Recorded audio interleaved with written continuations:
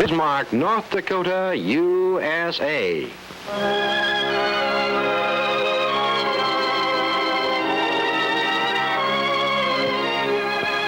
It's a busy place. It has good reason to be busy. Bismarck is the Missouri River gateway to the West, a transportation crossroads, capital of a state which is producing $650 million of new wealth each year, headquarters of the oil industry in the fabulous Williston Basin, a city of 22,500 people, and growing so fast the population jumps every time you count again. Yes, Bismarck is a busy place. We've come a long way since the steamboat days when a little settlement called Crossing on the Missouri was established here in 1860, since Camp Greeley was built here in 1872, since the railroad came through in 1873. Today, Bismarck is on all the maps: 2 railroads, 2 federal highways, 9 truck lines, 2 bus companies, air service in all directions. We're proud of Bismarck. We think of Bismarck as the Queen City of North Dakota, as well as its capital. This summer, we lived up to that reputation in a big way. We had a lot of queens on hand for the Miss North Dakota Beauty Pageant, an official preliminary contest for the Miss America pageant. Naturally, we all went downtown to watch.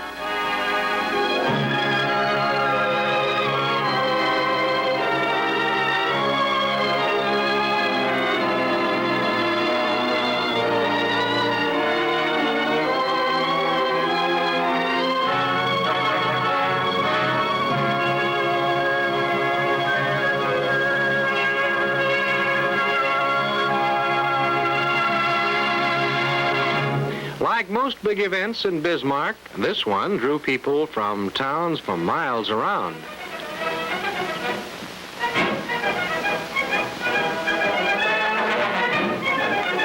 Guest of honor featured in the parade was Miss America of 1953, Neva Jane Langley.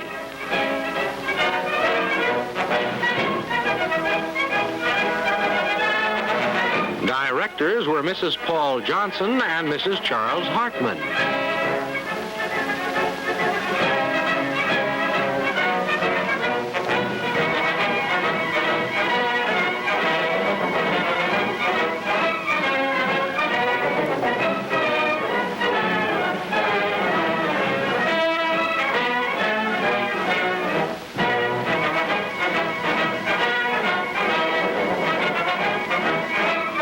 Miss Minot, Marjorie Ann Ludke.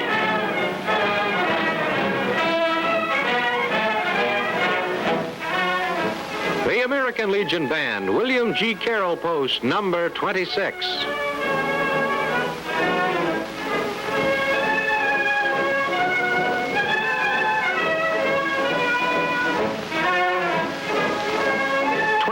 Beautiful North Dakota girls competed for this title. The Bagpipe Band from Bismarck Junior College and Gail Jean Stedman, Miss Bismarck Junior College.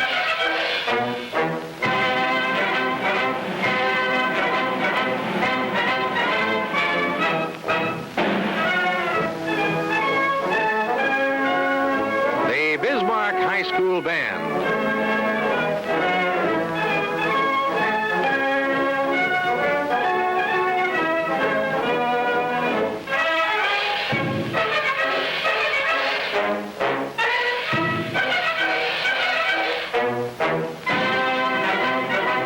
Miss Bismarck, Dolores Ann Paulson. Angela Hine, Miss Ellendale. 14 judges tried to select the fairest of the fair. They were E.F. Engebretson, W.W. Whitson, Mrs. C.R. Robertson, L. Torrance, Mr. Robertson, Howard Doherty, Mrs. William Davis, John O. Yelley, M.F. Peterson, Senator Milton Rue, F.E. Fitzsimmons, A.R. Winehandle, Russell Hurst, and Mrs. E. Toastoven. Many fine bands contributed to the gaiety of the occasion. Here is the American Legion Band, Lloyd Spetz Post number 2.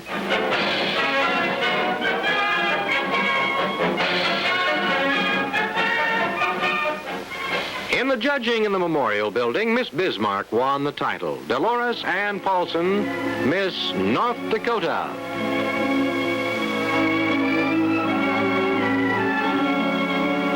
In the world of trade and commerce, Bismarck is busy every day. The 7-Up Bottling Company in Bismarck serves 900 accounts in 11 nearby counties every week. Outlets in Bismarck and Mandan are serviced twice a week with equipment like this $6,000 unit, which is making a delivery in the new Casey edition. The 7-Up Bottling Company of Bismarck owns 7 trucks and is equipped to give special service to large picnics and other special events.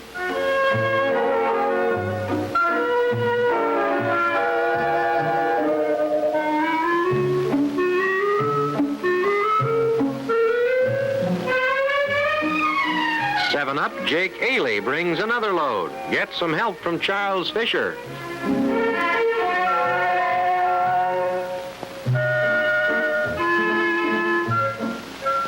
Here's a note for the cook. Try making pie crust with 7-Up instead of water. Use 7-Up in gelatin desserts. In cake mixes for ice cream floats, it's good. 7-Up bottles are carefully washed, sterilized, rinsed, and cooled by a machine before they are filled. This machine can wash 90 cases of bottles an hour. The Bismarck 7-Up Bottling Company is operated by Jim McGurn. It has been in business in our town since 1947. Bottles are inspected as they are washed and are given a second inspection as they come from the washer. Bottles which pass the double inspection are conveyed into this bottler, which is synchronized to handle 90 cases an hour. Water for the popular beverage has been filtered 3 times to remove any chemical flavors. It is then freshly carbonated just before bottling. Bottles are charged with 7-Up syrup on one side of the machine with purified sparkling water on the other. The whole cycle is automatic.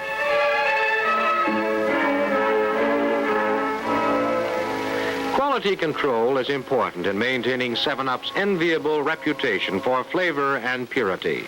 3 samples are checked each hour. The proper volume of gas is important in a fresh-tasting, sparkling drink. This technician is testing the carbonation content. 7-Up is not a fruit beverage. Its unusual flavor is derived from the peels of lemons and limes and is imparted by a spray so that none of the actual rind is in the syrup. 7-Up has been on the market for 25 years and has enjoyed an increase in national sales every year. That's real proof that you like 7-Up and it agrees with you.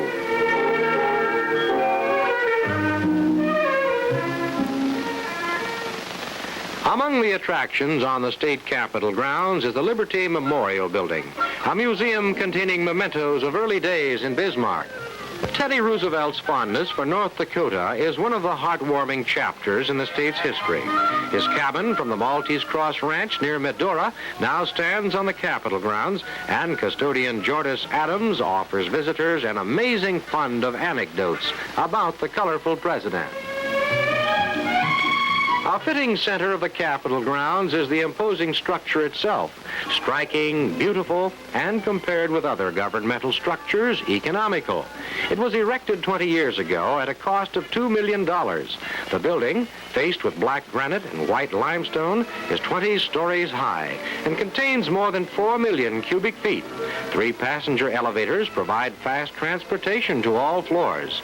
From this building, the 600 square miles of North Dakota are governed.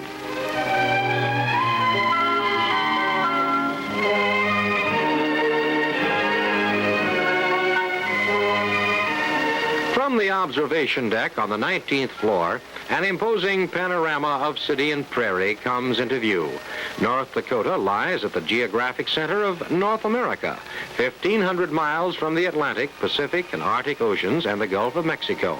The state's population is climbing toward 650,000.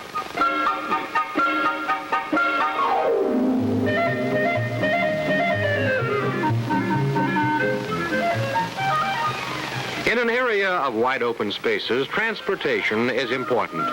Renz and Zierke General Tire Service in Bismarck lend a hand to transportation with complete recapping and repair service, pickup and delivery, and tire sales. They offer expert service to individual motorists and truckers and fleet owners. Recapping tires is a Renz and Zierke specialty. First step is inspection.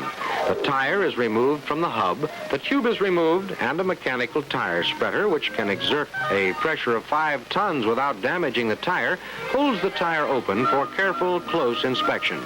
Dale Hare is checking this tire for brakes and cord separation. His inspector scope needle uses 200 pounds of air pressure to detect weaknesses in the casing. All flaws are marked on the tire before it goes to the buffing room.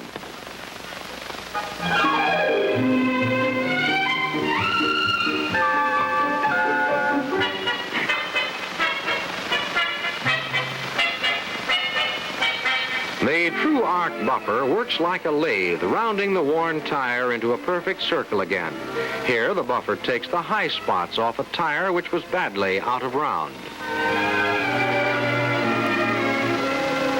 Holes, bruises, and cuts are rasped out and repaired, so the recapped tire will be sound and dependable. Vern Zierke checks on the progress of this rush job. Camelback, the tread rubber, is then cemented to the tire casing. Camelback is die cut for each size of tire. When the new surface is thoroughly dry, the tire is balanced. With the aid of this balancing device, weights can be used to determine where the tire should be heavier in order to turn smoothly. Rubber pads are added to the tire to make up the additional weight in the proper spot. The same type of truing and balancing service is available to motorists who would like better service from their passenger car tires. A balanced tire often will give 30% additional wear. Only Renz and Zierke offer this service in the Bismarck area.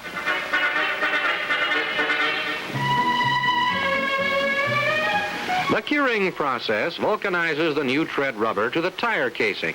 First, the tire is spread to fit into the curing band, where it assumes the shape it will have under heavy load. Heat of 300 degrees is applied for as long as 2 hours, guaranteeing that the new tread will remain bonded to the basing. Recapped tires often last longer than the original tread. Renz and Zierke guarantee the quality.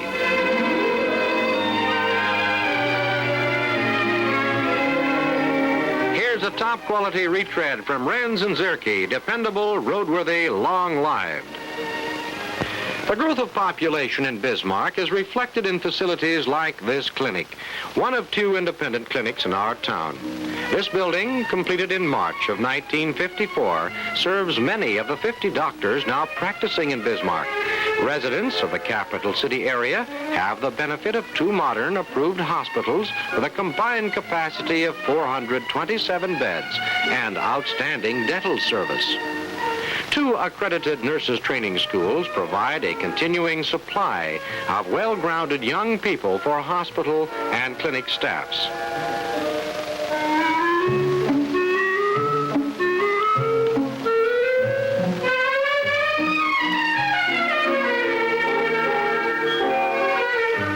Bismarck also has a junior college, a conservatory of music, and a commercial college.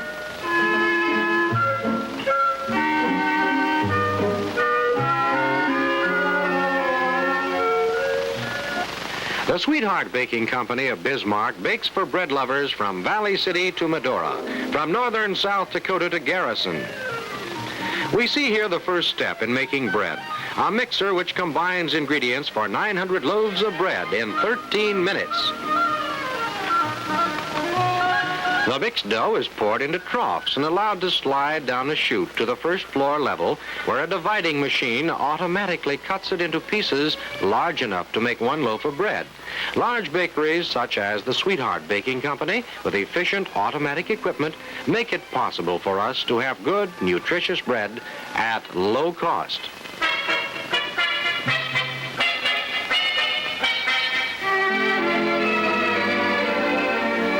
Alpha Habe weighs a sample piece from the line to be sure its weight is up to standard.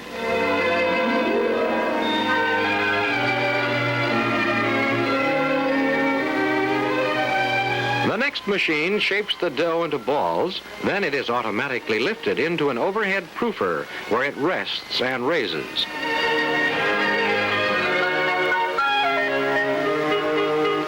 After this first raising, the pieces of dough drop into an automatic molder, which flattens the dough, shapes it into a loaf, and drops it into a pan. Dick Kewis, shop superintendent, operates the molder.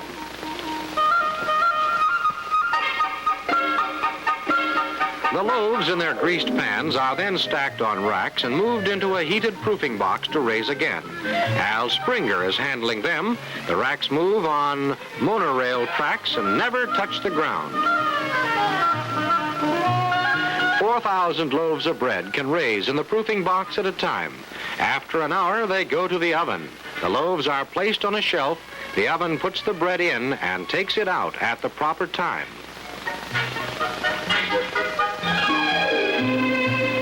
This labor-saving giant bakes 5,400 pounds of bread an hour and is the only equipment of its size in the Northwest area. Here we see a Pullman loaf baked for restaurants. It is baked in a covered pan to obtain a square loaf. As the bread comes out of the oven, it is conveyed by rollers to cooling racks where the heat escapes before the loaves are wrapped.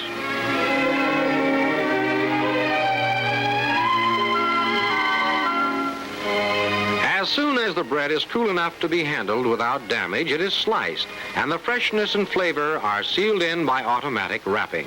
We see the 1-pound potato loaf, long a favorite in Bismarck.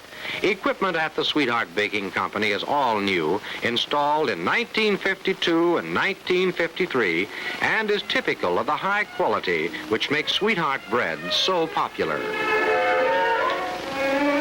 From a rip-roaring frontier town, Bismarck has matured into a city complete with the finer elements. A striking landmark is the Cathedral of the Holy Spirit, with a 178-foot poured concrete tower.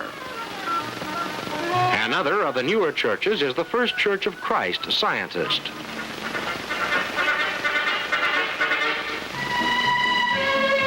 First Protestant service in Bismarck was Episcopalian worship in 1873. This is St. George's Episcopal Memorial Church. The First Baptist Church is one of 3 Baptist congregations in Bismarck. The 20 churches in our city include Assembly of God, Adventist, Church of God, Evangelical, Jewish, several Lutheran synods, Methodist, Nazarene, Presbyterian, and Salvation Army. This is St. Mary's Church. A prime example of the free enterprise system which flourishes in Bismarck is the Dakota National Bank. From very modest beginnings, it has grown to 7th rank in size among the 153 banks in North Dakota.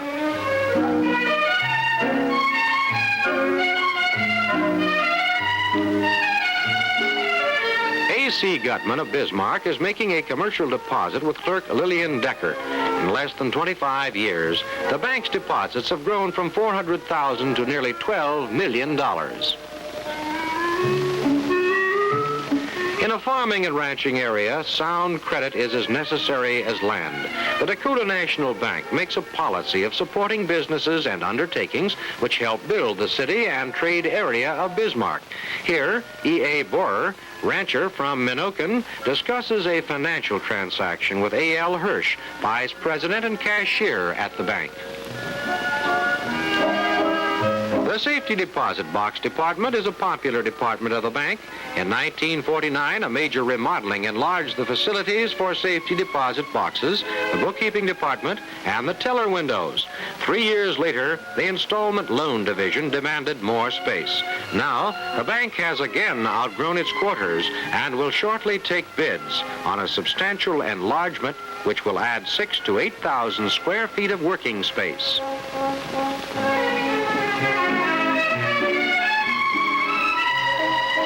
Sixteen employees are kept busy in the bookkeeping department, where we see Adeline Slag operating a calculator and Virginia Itrich at the posting machine. Sylvia Schlatt and Dolores Bonnet sort checks before they're run through a proofing machine. This proofing machine, operated by Arthur Saylor, runs a constant check on the accuracy of calculation in all bank transactions. The bank started business with 6 employees in 1929. Today, it has 6 times as many. All checks are photographed by this Recordac microfilming machine before they leave the bank for the clearinghouse. We see Mary Jane Chadwich operating the machine, which also makes photographic records of important documents and bank records. In the conference and boardroom, Vice President Hirsch, President A.A. Mayer, Helen Baker, Emil Kautzman, and Pete Welk talk over a policy matter. The bank's 11 board members represent successful experience in retail and wholesale trade, farming, and finance. The Dakota National Bank can thus offer sound advice as well as friendly service. Another friendly place in Bismarck is the Apple Creek Country Club. Its activities include luncheons, weekly stag nights, ladies' golf tournaments, an annual Labor Day tournament between Bismarck and Mandan, and plenty of opportunity for less strenuous fun and relaxation.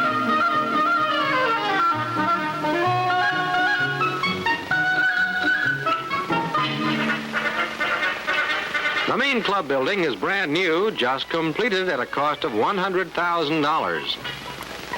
An invitational tournament held recently at the Apple Creek Club drew entries from throughout western North Dakota.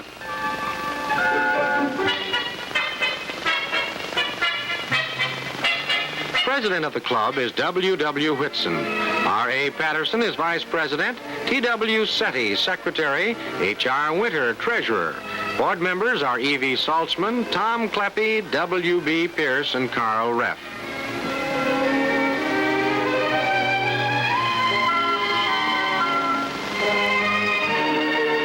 At Apple Creek is Johnny Buck, who services and repairs golf equipment and regulates much of the club competition in addition to offering instruction. About 350 families belong to the club. The course was designed by Harris and Thompson, Chicago golf course architects, and its greens are a challenge to the most skillful.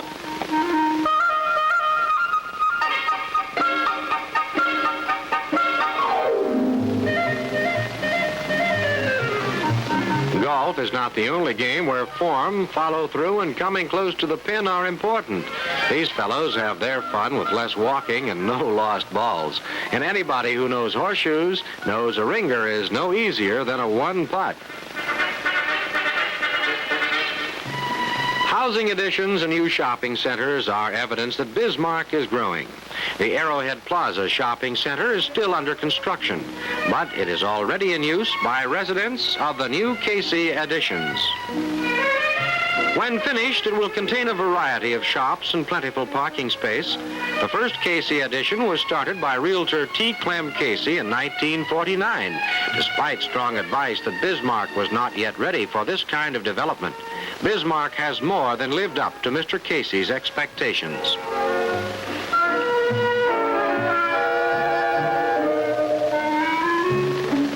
The fourth Casey Addition is now being completed and will finish development of an area west of the capital. About 200 workmen are employed on the project. All grading and earth moving are done before construction is started.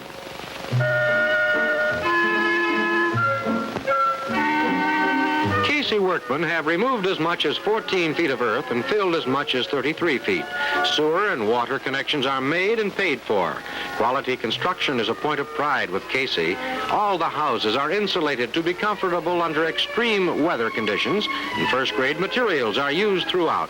Casey's spacious 2- and 3-bedroom homes are equipped with automatic gas heat, tiled bath, modern kitchens, and harmonious decorating. They pack more buying power into your home dollar than you thought possible.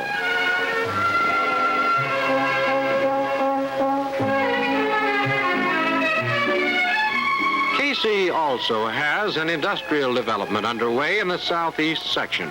Rail sidings, power, gas, and water connections are being made. 5 companies have already moved in, and Casey, like the rest of us, sees a big growth ahead for Bismarck.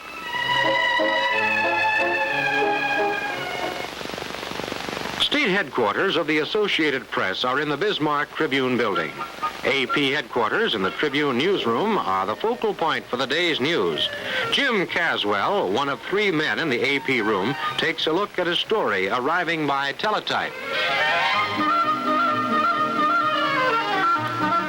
Sometimes news arrives by telephone. Special telephone equipment enables the operator to take down the information quickly. This modern editorial department is headed by John Yelley. The Tribune has been telling the world about Bismarck and vice versa since 1873, when Bismarck was a village of 150 shacks. Anna Marie McKinnon covers police, city hall, and courthouse news. She's been with the Tribune for years. High distinction came to the Tribune in 1937 when a Pulitzer Prize was conferred for public service during the Dust Bowl emergency. Mrs. George Mann, widow of one of the prize-winning writers, is now publisher. William S. Moeller is manager. Chief photographer for the Tribune is Leo Lalonde. He says his best assignment in 11 years was the Miss North Dakota pageant. Photographs are printed and engraved on metal so they can be printed in the Tribune. Art Hammerly operates this photo engraving machine. Art has been with the Tribune for years.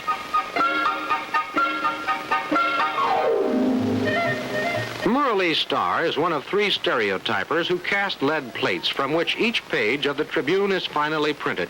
His casting machine holds 3 tons of metal at a temperature of 600 degrees. He casts about 40 plates a day.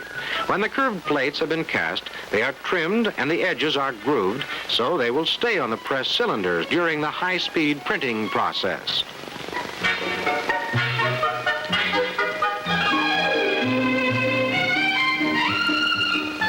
The press foreman, M.C. Autumn, locks completed plates on the press. Each page plate weighs 55 pounds.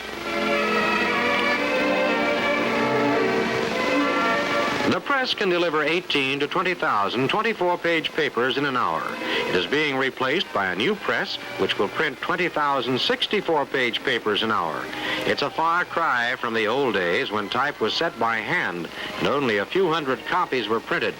The Tribune had been operating for 3 years at the time of the Custer Massacre in 1876 and was the first newspaper to tell the story.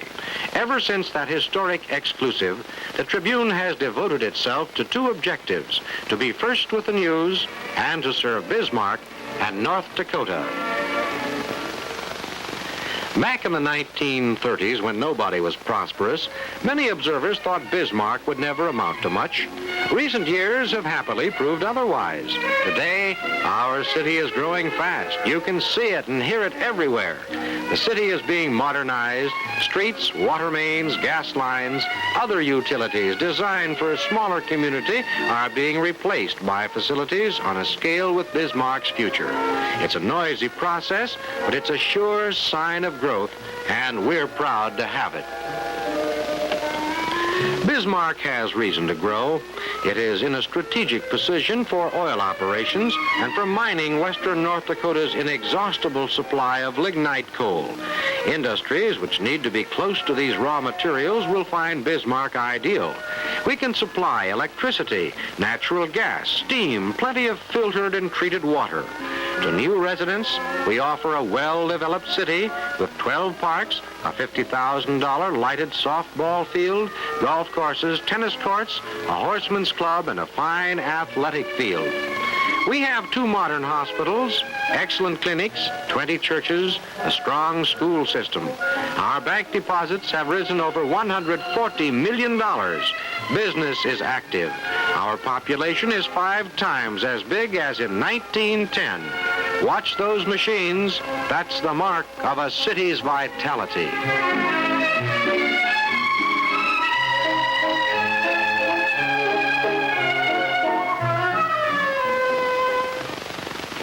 Residents of Bismarck, North Dakota are air-minded. They are fortunate in having scheduled air service in all directions. Bismarck is the only city in North Dakota with daily flights north, south, east, and west. In addition to service by Northwest Airlines and Braniff International Airlines, Bismarck has good air taxi service, which reaches Denver in 3.5 hours.